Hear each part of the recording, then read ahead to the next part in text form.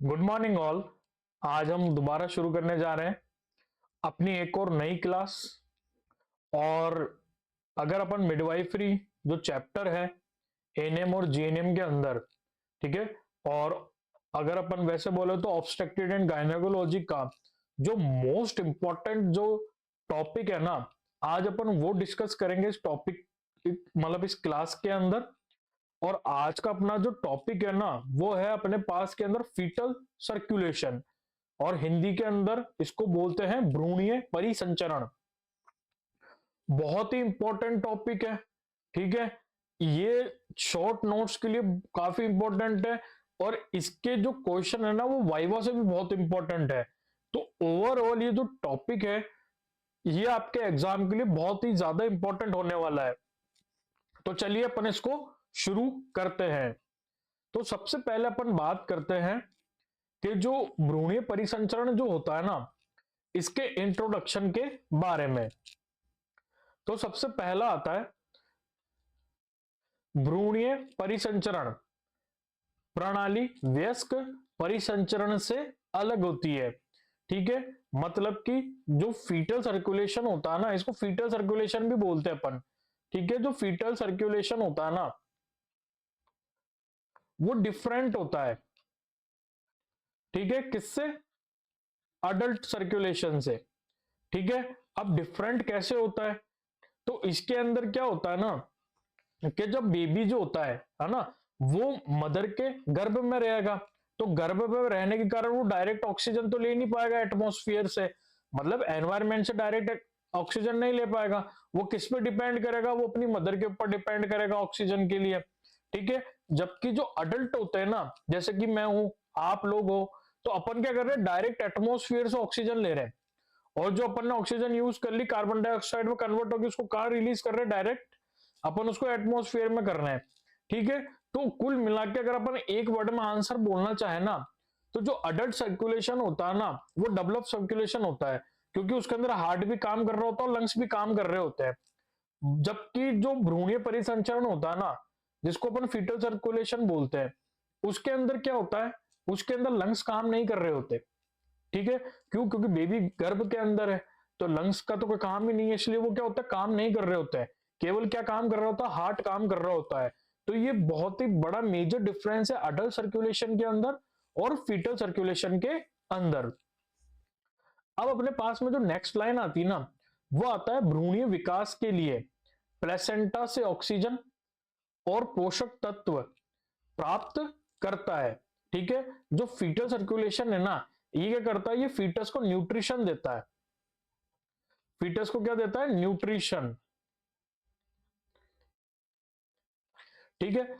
अपन ने इससे पहले वाली क्लास के अंदर मैंने आपको ईच एंड एवरी टॉपिक पढ़ाया है। इससे पहले वाला प्लेसेंटा के बारे में भी पढ़ाया है, एमनियोटिक फ्लूइड के बारे में भी पढ़ाया है, कैसे फर्टिलाइजेशन होता है वो भी पढ़ाया है, भ्रूण का विकास कैसे पढ़ाया, कैसे होता है वो भी मैंने आपको पढ़ाया है। तो आप कोशिश करना कि पहले वो वीडियो देख सको, ठीक है। तो जो प्लेसेंटा होती है ना, प्लेसेंटा क्या होती है? मीडिएटर होती है, मतलब बीच का पार्ट होता है मदर और फीटस से। फीटस किससे जुड़ता है? प्लेसेंटा से। और प्लेसेंटा किससे जुड़ती है? मदर से। तो मदर और बेबी दोनों के बीच का मीडिएटर कौन हो गया? प्लेसेंटा, ठीक है। तो प्लेसेंट क्या करेंगे? मदर ब्लड देगी, ठीक है, न्यूट्रिशन होंगे, ब्लड के अंदर ऑक्सीजन होगा और अदर सब्सटेंस होंगे। प्लेसेंटा को कहां ट्रांसफर करेगा? अम्बिलिकल कॉर्ड के अंदर। अपन ने अम्बिलिकल कॉर्ड की वीडियो भी बना ली है। अम्बिलिकल कॉर्ड में ट्रांसफर करेगा। अब अम्बिलिकल कॉर्ड उसको कहां ट्रांसफर कर देगी? फीटल सर्कुलेशन में, ठीक है। तो क्या करता है फीटल सर्कुलेशन? न्यूट्रिशन प्रोवाइड करता है फीटस को, ठीक है। इसके बाद में आता है प्लेसेंटा और गर्भनाल के अलावा कोई अस्थायी संरचना जो भ्रूणीय परिसंचरण को सक्षम करती है, ठीक है। जो प्लेसेंटा और जो अम्बिलिकल कॉर्ड होती है ना, ये दोनों मिलकर ही किसको बनाती है? फीटल सर्कुलेशन को बनाती है। तो अगर अपन बात करें मेन, जो मेन स्ट्रक्चर होती है ना, वो होती है एक तो अपने पास के अंदर प्लेसेंटा, ठीक है। मैं इसके अंदर इंग्लिश में भी लिख रहा हूं, हिंदी में भी अवेलेबल है, ठीक है। प्लेसेंटा, और दूसरी होती है अपने पास के अंदर अम्बिलाइकल कॉर्ड, ठीक है। ये दोनों बहुत मेजर स्ट्रक्चर होती है जो भ्रूणीय परिसंचरण को सक्षम बनाती है। अब अपन बात करते हैं कि जो भ्रूणीय परिसंचरण होता है या जो फीटल सर्कुलेशन होता है ना, उसकी डेफिनेशन क्या होती है, ठीक है, प्लेसेंटा से भ्रूण के माध्यम से और प्लेसेंटा तक रक्त का परिसंचरण भ्रूणीय परिसंचरण के रूप में जाना जाता है। ठीक है, क्या मतलब हुआ, प्लेसेंटा से, ठीक है, भ्रूण के मध्य, प्लेसेंटा और भ्रूण के मध्य, ठीक है, क्या होता है, रक्त का परिसंचरण होता है। उस परिसंचरण को अपन क्या बोलते हैं, भ्रूणीय परिसंचरण कहते हैं। आई बात समझ में? मैं वापस रिपीट कर देता हूं, प्लेसेंटा और भ्रूण के मध्य होने वाले परिसंचरण को रक्त क्या बोलते हैं अपन, फीटल सर्कुलेशन बोलते हैं, मतलब भ्रूणीय परिसंचरण बोलते हैं।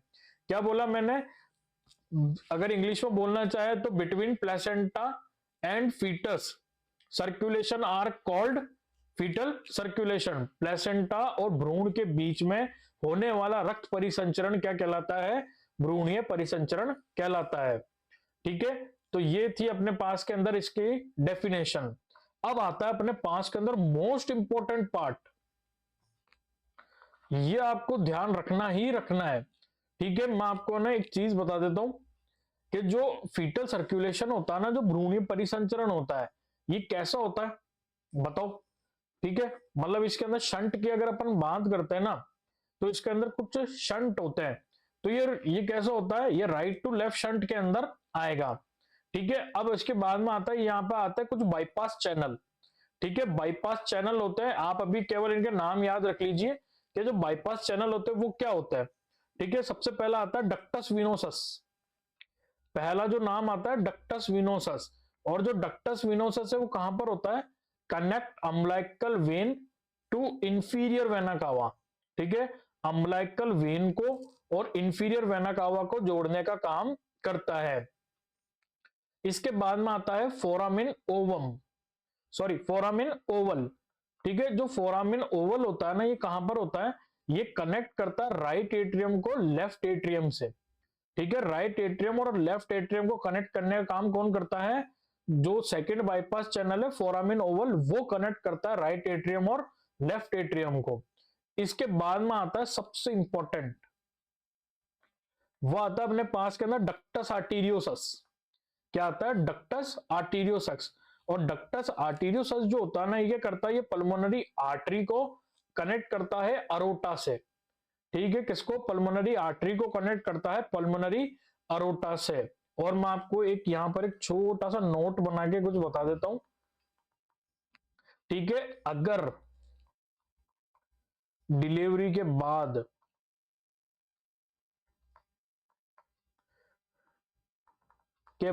जो डक्टस आर्टीरियोसस है ना, वो बंद नहीं होता है ना,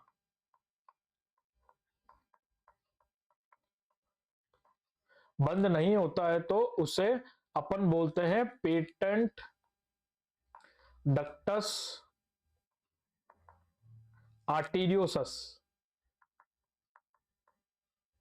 ये एक बहुत ही मेजर डिजीज होती है पीडियाट्रिक के अंदर। ठीक है, तो जो डक्टस आर्टीरियोसस होता है ना, ये कहां पर प्रेजेंट होगा, डक्टस आर्टीरियोसस प्रेजेंट होगा अपने पल्मोनरी वेन के अंदर। और कहां पर प्रेजेंट होगा, वो प्रेजेंट होगा अपने पल्मोनरी आर्टरी और अरोटा के बीच में प्रेजेंट होगा। और क्या होता है ना, जैसे ही बेबी की डिलीवरी हो जाती है ना, कि जैसे बेबी डिलीवर हुआ नॉर्मल एनवायरनमेंट में आया, तो ये जो बाईपास चैनल होते हैं ना, ये बंद हो जाते हैं। ठीक है, फॉर एग्जांपल मान लो अगर डक्टस आर्टीरियोसस बंद नहीं हुआ ना, तो उसको अपन क्या बोलते हैं, उस कंडीशन को अपन बोलते हैं पेटेंट डक्टस आर्टीरियोसस। क्या बोलते हैं, उस कंडीशन को अपन बोलेंगे पेटेंट डक्टस आर्टीरियोसस। जब मैं अपने चैनल के ऊपर पीडियाट्रिक की क्लासेस स्टार्ट करूंगा ना, जब मैं आपको बताऊंगा कि पेटेंट डक्टस आर्टीरियोसस क्या होता है। ठीक है, अब अपन एक ब्रीफ इंट्रोडक्शन ले लेते हैं ब्लड वेसल्स का। ठीक है, अपन ने पढ़ा है वैसे अम्बिलिकल कॉर्ड के अंदर, बट मैं आपको वापस बता देता हूं कि विकास के 3 महीने तक सभी प्रमुख रक्त वाहिकाएं प्रेजेंट होती, टोटल कितनी होती, 3 वीक से पहले 4। ठीक है, बट ना आफ्टर 3 वीक्स या 20 वीक्स के बाद में कितनी रह जाती है, 3 ब्लड वेसल्स रह जाती है, right umbilical artery, left umbilical artery और लेफ्ट अम्बिलिकल वेन, ये तीनों बचती है। बाकी की जो राइट अम्बिलिकल वेन होती है ना, वो डिसअपियर हो जाती है। ठीक है, इसका जो पूरा वीडियो है ना, वो मैंने अम्बिलिकल कॉर्ड के अंदर बता रखा है। इससे पहले वाली वीडियो अम्बिलिकल कॉर्ड, मैंने उसके अंदर पूरा डिस्क्रिप्शन दे रखा है कि कैसे अम्बिलिकल आर्टरी, कैसे लेफ्ट अम्बिलिकल वेन, ठीक है, और राइट अम्बिलिकल वेन कब डिसअपियर होती है, क्यों डिसअपियर होती है, क्या डिजीज होती है अगर एक अम्बिलिकल आर्टरी रह जाए तो, है ना, मैंने उसके अंदर बता रखा है। इसके बाद में आता है अपने पास के अंदर प्लेसेंटा। प्लेसेंटा की मैंने पूरी वीडियो डाल रखी है, मैंने उसके अंदर बता रखा है कि प्लेसेंटा में कितनी सरफेस होती है, कौन सी सरफेस कहां से बनती है, और किस सरफेस का क्या काम होता है। तो जो आपको ये ऊपर वाली सरफेस दिख रही है ना, ये वाली रेड, मैं आपको इसको नीचे करके दिखा देता हूँ। ये ऊपर वाली जो सरफेस है, ये कितनी होती है, 1.5 होती है, जिसको अपन बोलते हैं मैटरनल सरफेस। ठीक है, कौन सी होती है, ये होती है मैटरनल सरफेस। और नीचे वाली जो होती है, ये होती है फीटल सरफेस। ठीक है, मैटरनल सरफेस छोटी होती है, फीटल सरफेस बड़ी होती है। तो ये था अपने पास के अंदर अम्बिलिकल कॉर्ड और अपने किसका, ये आप समझ लो, मैंने आपको ब्रीफ इंट्रोडक्शन दिया अम्बिलिकल कॉर्ड और प्लेसेंटा का। अब अपन स्टार्ट करते हैं अपना मेन सर्कुलेशन, जो कि है अपने पास के अंदर फीटल सर्कुलेशन। ठीक है, तो सबसे पहले मैं आपको बता देता हूं कि ये जो स्ट्रक्चर है ना अपने पास के अंदर, ये क्या है, ये है अपने पास के अंदर प्लेसेंटा। ठीक है, आपको देखते जाना है, मैं पूरा समझा रहा हूं, एकदम इजी वे के अंदर आपको समझते जाना है। ठीक है, तो ये है अपने पास के अंदर कौन सी आर्टरी, ये है अपने पास के अंदर uterine artery. Uterine artery, uterine artery का मतलब होता है गर्भाशय की जो धमनी होती है ना, वो है ये। ठीक है, तो ये गर्भाशय की धमनी है, इसके अंदर क्या होगा, इसके अंदर ब्लड प्रेजेंट होगा, तो यहां से आता है ब्लड। ठीक है, ये ब्लड कैसा है, ऑक्सीजनेटेड है, इसमें ऑक्सीजन है, तो ये ब्लड आएगा और यहां पर जमा हो जाएगा।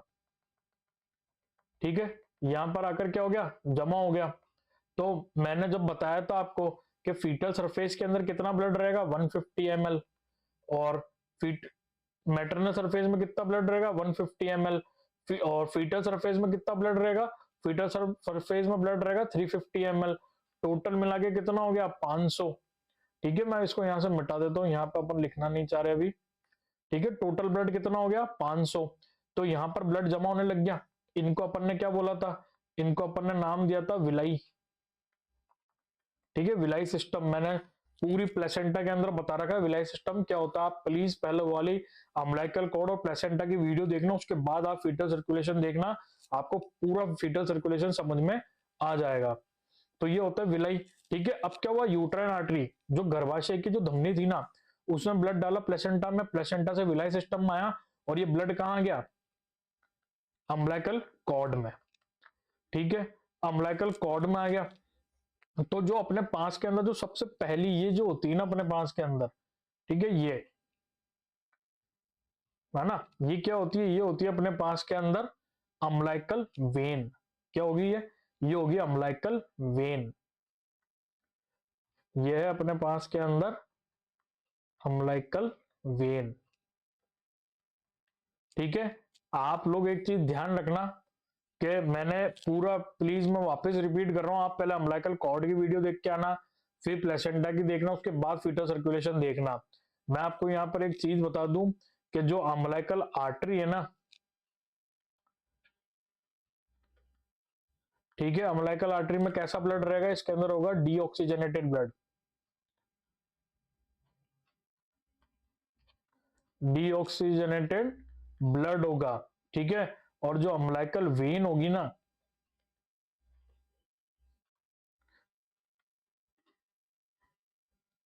और जो अम्बिलिकल वेन होगी ना, उसके अंदर कैसा ब्लड होगा, उसके अंदर ब्लड होगा ऑक्सीजनेटेड ब्लड। ठीक है, तो ये आपको बात ध्यान रखनी है ना। तो अब क्या हुआ, वापस शुरू करते हैं। जो गर्भाशय की जो आर्टरी थी, जिसको अपन ने यूट्राइन आर्टरी कहा था, उसने अपना ब्लड डाला प्लेसेंटा में, प्लेसेंटा से ब्लड आ गया किसके अंदर, अम्बिलिकल वेन में आ गया। किस में आ गया, अम्बिलिकल वेन में आ गया। ठीक है, अम्बिलिकल वेन से ये ब्लड गया, ये गया, ये गया। अब यहां पर क्या होता ना, जो अम्बिलिकल वेन होती है ना, ये यहां पर डिवाइड होती है, ये एक चैनल बनाती है।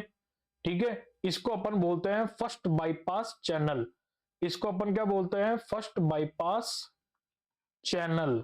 ठीक है, और फर्स्ट बाईपास चैनल का नाम क्या लिखा था अपन ने? वापस देखो, ये रहा फर्स्ट बाईपास चैनल का नाम था अपने पास के अंदर डक्टस विनोसस। ठीक है, क्योंकि किसके बीच में? अम्लाइकल वेन के बीच में, इसलिए क्या नाम है इसका? फर्स्ट बाईपास चैनल कटा जिसका नाम था डक्टस विनोसस। ठीक है, तो क्या हुआ? यूट्राइन आर्टरी, यूट्राइन आर्टरी से ब्लड आया प्लेसेंटा में, प्लेसेंटा से ब्लड डाल दिया अम्लाइकल वेन में, अम्लाइकल वेन ने पहला बाईपास चैनल बनाया जिसको अपन ने नाम दिया डक्टस विनोसस। अब क्या हुआ? कुछ ब्लड तो गया इधर की साइड में, ठीक है, कुछ ब्लड गया ऊपर की साइड में, तो ये जो स्ट्रक्चर है ये है लीवर। ठीक है, तो क्या हुआ? फर्स्ट बाईपास चैनल जो है वो क्या क्या हुआ? उसने दो हिस्से बनाए, मतलब दो डिवाइड हुआ, दो में डिवाइड हुआ। एक ने तो ब्लड सप्लाई करी किसको? लीवर को सप्लाई करी, और दूसरा चढ़ गया ऊपर की साइड। तो ये जो पहला बाईपास चैनल बना इसको अपन ने नाम दिया डक्टस विनोसस। ठीक है, अब डक्टस विनोसस चढ़ गया ऊपर, अब ये यहां गया, ये यहां गया, ये गया यहां, ब्लड चल रहा है, ये नीचे से भी ब्लड आ रहा है। अब आपके मन में आ रहा होगा ये नीचे क्या है और ऊपर क्या है, तो मैं आपको नाम बता देता हूं। जो ये नीचे की साइड में है ना, ये है अपने पास के अंदर इंफीरियर वेना कावा। क्या है ये? यह है इंफीरियर वेना कावा। और जो ऊपर आती है ये क्या है? यह है सुपीरियर वेना कावा। क्या है ये? Superior vena cava. तो अब क्या हुआ? ब्लड आ चुका है। एक सेकंड, मेरा माउस घूम गया।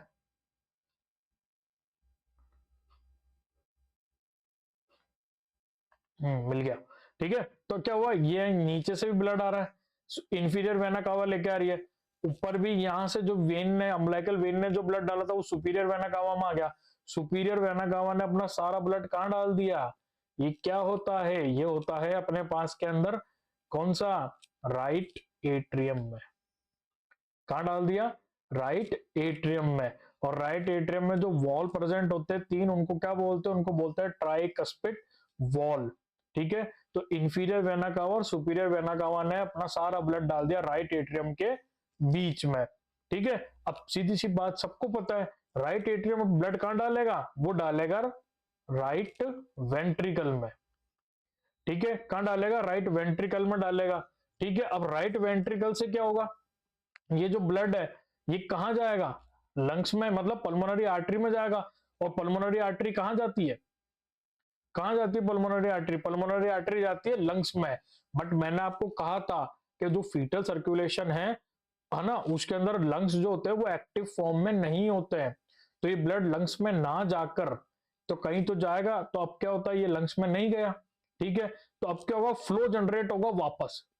अब ये मान लो यहां से ये हो चुकी है ब्लॉक, क्योंकि लंग्स तो एक्टिव ही नहीं है, तो ब्लड क्या होगा? वापस ऊपर जाएगा। ठीक है, वापस ऊपर जाएगा तो क्या होगा? चेंबर्स पे दबाव पड़ेगा।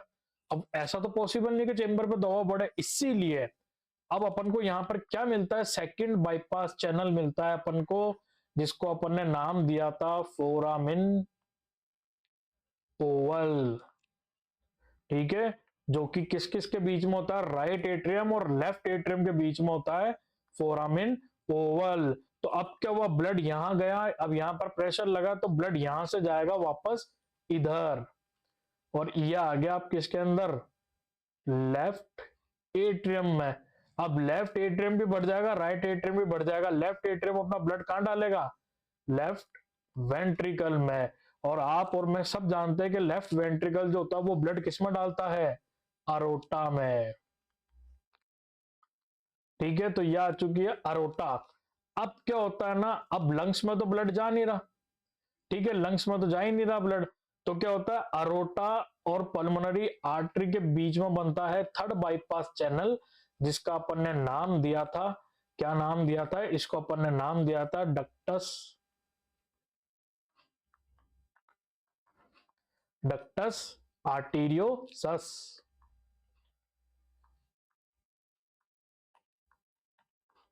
ठीक है, थर्ड बाईपास चैनल का नाम क्या है?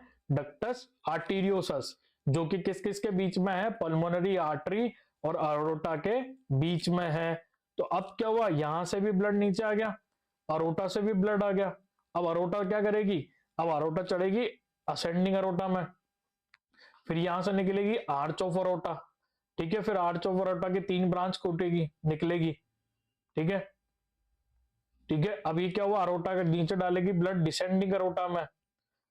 ठीक है, डिसेंडिंग अरोटा में आ गया ब्लड। अब डिसेंडिंग अरोटा से कहां गया, सबसे पहले थोरेसिक अरोटा, जो अपना थोरेक्सिक केज होता है ना, जो अपनी स्टर्नम होती है, रिब्स होती है, ठीक है, लंग्स होते हैं, हार्ट होते हैं, जो पीछे वर्टिब्रल कॉलम है, थोरेसिक वर्टिब्रे, उन सबको सप्लाई करेगी कौन सी अरोटा, थोरेसिक अरोटा। ठीक है, अब थोरेसिक अरोटा ने जितना काम में लेना था वो तो एक ब्रांच कट गई। अब जो नीचे की साइड उतर रही है डिसेंडिंग अरोटा, डिसेंडिंग अरोटा की एक ब्रांच जाएगी आगे की साइड में। ठीक है, अब वो आगे की साइड जा रही है, ब्लड मतलब ब्लड आगे की साइड जा रहा है, और वो किसको सप्लाई करेगा, वो सप्लाई करेगा अपने एब्डोमेन अरोटा को। ठीक है, एब्डोमेन अरोटा को सप्लाई करेगा। एब्डोमेन अरोटा हाइपोगैस्ट्रिक रीजन, जो अपना ऊपर वाला रीजन होता है ना, जहां पर स्टमक होता है, वो हाइपोगैस्ट्रिक रीजन होता है। तो अपन कुल मिला के लिख देंगे एब्डोमिनल अरोटा को सप्लाई किया। अब एब्डोमेन अरोटा जो होती है ना, ये आगे चलकर 2 में डिवाइड हो जाती है। ठीक है, ये हो गई 2 में डिवाइड। तो अब 2 में डिवाइड हो गई, तो अब क्या करेंगे, एब्डोमेन अरोटा 2 में डिवाइड हो गई, एक आगे जाएगी, और ये इंटरनल इलियक आर्टरी, किसको, इंटरनल इलियक आर्टरी को, और एक जाएगी एक्सटर्नल इलियक आर्टरी को। ठीक है, एब्डोमेन अरोटा एक ने जाकर सप्लाई करा इंटरनल इलियक आर्टरी, एक ने जाकर सप्लाई करा अपने एक्सटर्नल इलियक आर्टरी को। जो इंटरनल इलियक आर्टरी है ना, जो अपने पेल्विक ऑर्गन है ना, जैसे फीमेल के अंदर यूट्रस है, ठीक है, सर्विक्स है, वेजाइना है, ओवेरी है, फेलोपियन ट्यूब है, एनस, रेक्टम, इनको सप्लाई करेगी ब्लड। ठीक है, जबकि जो एक्सटर्नल इलियक आर्टरी है ना, ये अपने लोअर लिम्स के अंदर क्या जाएगा, थाई, काफ मसल, नी, ठीक है, फेलेंजेस, नीचे पैरों की उंगलियां जो होती है, इनको सप्लाई करेगी। तो लोअर लिम्स को सप्लाई करेगी, मतलब नीचे हाथ पैरों को सप्लाई करेगी कौन सी, एक्सटर्नल इलियक आर्टरी। ठीक है, अब यहां तक क्या हुआ, पूरी बॉडी ने क्या ले लिया, ब्लड ले लिया काम में। ठीक है, अपन ने कहां से शुरू करा, हार्ट से शुरू करा था। ठीक है, अम्बिलिकल वेन में ऑक्सीजनेटेड ब्लड था, लीवर को सप्लाई करा, वहां से फर्स्ट बाईपास चैनल कटा, हार्ट में गया, हार्ट में सब जगह सप्लाई करा, पैरों में आ गए। ठीक है, मतलब क्या हुआ, पूरा जो ऑक्सीजनेटेड ब्लड था वो काम में आ गया। अब ऑक्सीजनेटेड ब्लड किसमें बन गया है, अब ऑक्सीजनेटेड ब्लड बन चुका है डीऑक्सीजनेटेड के अंदर। तो अब जो ये डीऑक्सीजनेटेड ब्लड है ना, अब मैंने क्या बोला था, 2 आर्टरी कट जाती है, मतलब 2 कट जाती है, एब्डोमेन अरोटा 2 में कट जाती है, तो 2 वापिस वेन भी तो जाएगी। तो इंटीरियर मतलब इंटरनल इलियक आर्टरी से एक वेन निकली, ठीक है, एक्सटर्नल इलियक आर्टरी से एक वेन निकली, और ये दोनों वेन आगे चलकर किसमें जुड़ गई, जाके प्लेसेंटा के अंदर, किसके अंदर जाके जुड़ गई, प्लेसेंटा में। और ये सारा डीऑक्सीजनेटेड जो ब्लड था वो वापिस आ चुका है किसके अंदर, प्लेसेंटा में। और प्लेसेंटा इसको कहां डाल देगा, जैसे यह यूट्राइन आर्टरी थी, ये आ जाएगी यूट्राइन वेन, मतलब गर्भाशय की वेन, और डीऑक्सीजनेटेड वापिस चल गया मदर के पास के अंदर। तो अपन को यहां पर मिल चुकी है अपने पास के अंदर ये 2 अम्बिलिकल आर्टरी,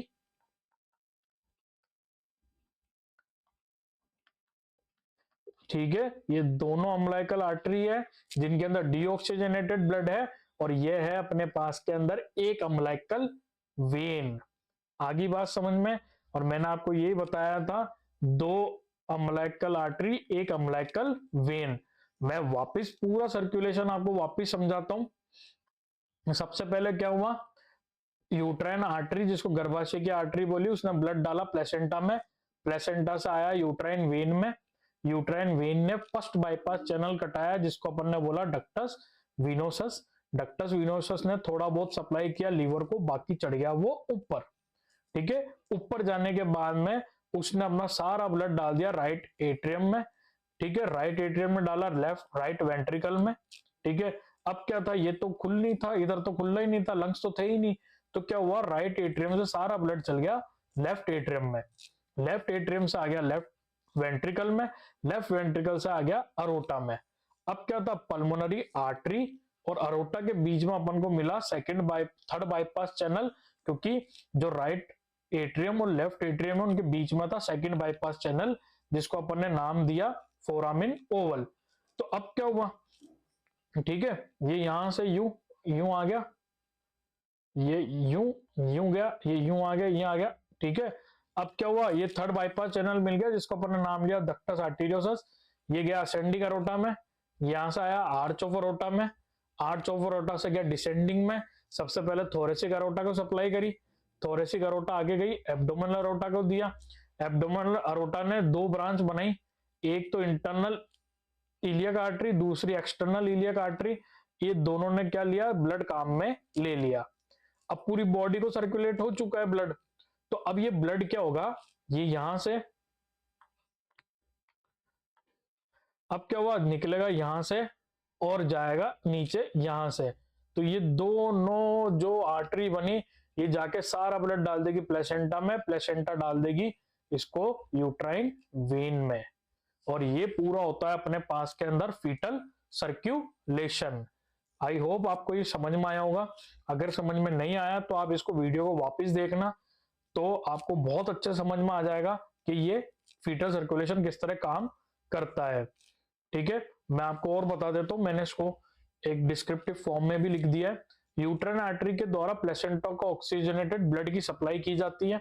ठीक है, यूट्राइन आर्टरी, ठीक है, किसको ब्लड सप्लाई करेगी, प्लेसेंटा को सप्लाई करेगी ऑक्सीजन, है ना, ऑक्सीजन की सप्लाई करेगी। ठीक है, अब क्या होता है, विलाई सिस्टम ऑक्सीजनेटेड ब्लड को अम्लाइकल वेन में डाल देगा। अब अम्लाइकल वेन में डाल दिया, अब क्या होगा, ये इसको स्किप कर दो, ये पढ़ी हुई चीज है। ठीक है, अब क्या होता है, अम्लाइकल वेन द्वारा सर्वप्रथम लीवर को ब्लड सप्लाई करते हैं। ठीक है, मैंने बताया था सबसे पहले लीवर को ब्लड सप्लाई होगी।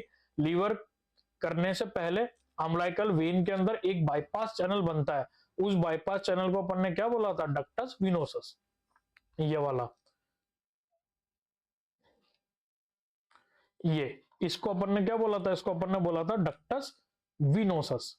ठीक है, तो क्या होता है, लीवर को सप्लाई करती है, लीवर को सप्लाई करने से पहले एक बाईपास चैनल बनता है जिसको अपन ने बोला डक्टस विनोसस। ठीक है, डक्टस विनोसस के कारण निर्माण हुई वेन आगे जाकर इंफीरियर वेना कावा से जुड़ जाती है। ठीक है, इंफीरियर वेना कावा में जुड़ जाती है। अब इंफीरियर वेना कावा ब्लड को हार्ट के राइट एट्रियम में डाल देती है।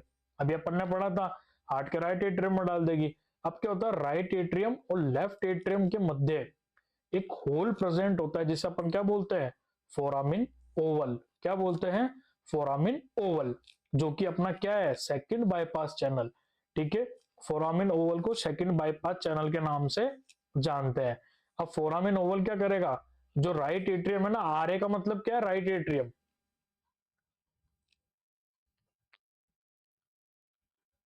ठीक है, एल ए का मतलब क्या है, लेफ्ट एट्रियम। ठीक है, तो अब क्या हुआ ना कि जो फोरामिन ओवल था उसने राइट एट्रियम का 3/4 मतलब 3/4 से ज्यादा ब्लड लेफ्ट एट्रियम के अंदर चला गया। अब लेफ्ट एट्रियम में चला गया तो 1/4 जो बचा था ना, वो किस में चल जाएगा, राइट वेंट्रिकल के अंदर चल जाएगा। ठीक है, अब क्या हुआ, अब यहां पर कहानी खत्म होगी, राइट की खत्म होगी, अब लेफ्ट की कहानी चालू होगी। तो फीटस के अंदर लंग इनएक्टिव होने के कारण जो राइट वेंट्रिकल से ब्लड पल्मोनरी आर्टरी में और पल्मोनरी वेन में आगे जाकर असेंडिंग अरोटा में जुड़ जाता है। मैंने बताया था ना, पल्मोनरी आर्टरी और पल्मोनरी आर्टरी और अरोटा आपस में जुड़ जाती है, और इसको अपन ने क्या नाम दिया था, इसको अपन ने नाम दिया था थर्ड बाईपास चैनल डक्टस आर्टीरियोसस। ठीक है, क्या नाम दिया था अपन ने, इसको नाम दिया था थर्ड बाईपास चैनल डक्टस आर्टीरियोसस। ठीक है, अब डक्टस आर्टीरियोसस मिल गया। अब क्या होता है, लेफ्ट एट्रियम से लेफ्ट वेंट्रिकल में आता है ब्लड और असेंडिंग अरोटा के अंदर जाता है। इसके बाद ब्लड आर्च ऑफ अरोटा में, फिर डिसेंडिंग अरोटा में चल जाता है। अब डिसेंडिंग अरोटा आगे जाकर सबसे पहले थोरेसिक अरोटा को ब्लड सप्लाई करती है, फिर एब्डोमिनल अरोटा को करती है। ठीक है, अब एब्डोमिनल अरोटा क्या करती है, दो आर्टरी निकालती है, एक हाइपोगैस्ट्रिक आर्टरी और दूसरी इलियक आर्टरी। ठीक है, हाइपोगैस्ट्रिक आर्टरी किसको सप्लाई करेगी, एब्डोमिनल ऑर्गन को। इलियक आर्टरी किसको सप्लाई करेगी, पेल्विक ऑर्गन को और लोअर लिम्ब को।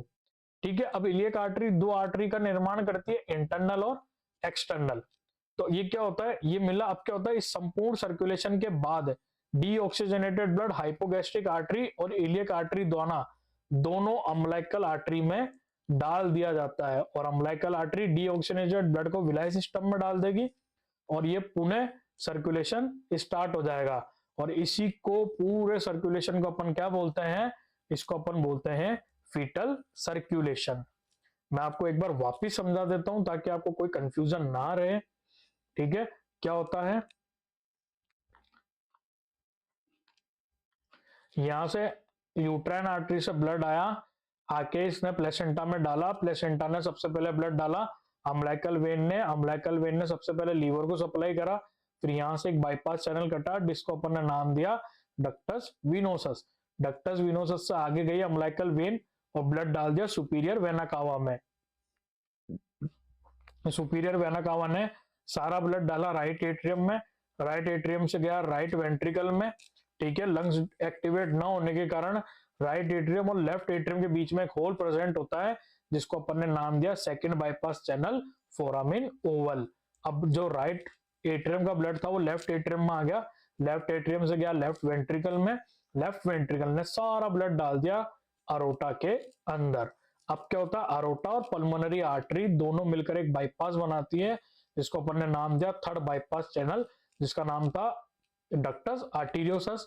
फिर गई असेंडिंग अरोटा में, असेंडिंग अरोटा से arch of aorta, arch of aorta descending में गई, उसने सबसे पहले थोरेसिक आर्टरी को दिया, थोरेसिक आर्टरी से एब्डोमेन आर्टरी जिसको अपन ने बोला हाइपोगैस्ट्रिक आर्टरी, फिर यहां से दो आर्टरी निकली, ठीक है, जिसको अपन ने नाम दिया इंटरनल इलियक आर्टरी और एक्सटर्नल इलियक आर्टरी। तो यहां तक पूरा जो डीऑक्सीजनेट मतलब ऑक्सीजनेटेड ब्लड था वो काम में आ गया। अब इंटरनल इलियक आर्टरी वेन मतलब डीऑक्सीजनेटेड ब्लड निकालती है और external iliac artery deoxygenated blood निकालती है, और दो अम्बिलिकल आर्टरी के द्वारा सारा ब्लड डाल दिया जाता है प्लेसेंटा में, और प्लेसेंटा सारा ब्लड डाल देती है अपने किसके अंदर, यूट्राइन वेन में। और इस तरह का जो सर्कुलेशन होता है इसको अपन ने नाम दिया फीटल सर्कुलेशन। इसको अपन ने क्या नाम दिया, इसको अपन ने नाम दिया फीटल सर्कुलेशन। ठीक है, और मैंने आपको पूरा इसको हिंदी के अंदर अच्छे से लिख के दे दिया है। आई होप आपको मेरी वीडियो पसंद आई होगी। मैं आपको बस इतना ही कहूंगा कि इस वीडियो को देखने से पहले आप प्लीज प्लेसेंटा और अम्बिलिकल कॉर्ड की वीडियो देख लेना, उसके बाद ये वीडियो देखना, आपको बहुत अच्छा समझ में आ जाएगा। Please like share subscribe my channel.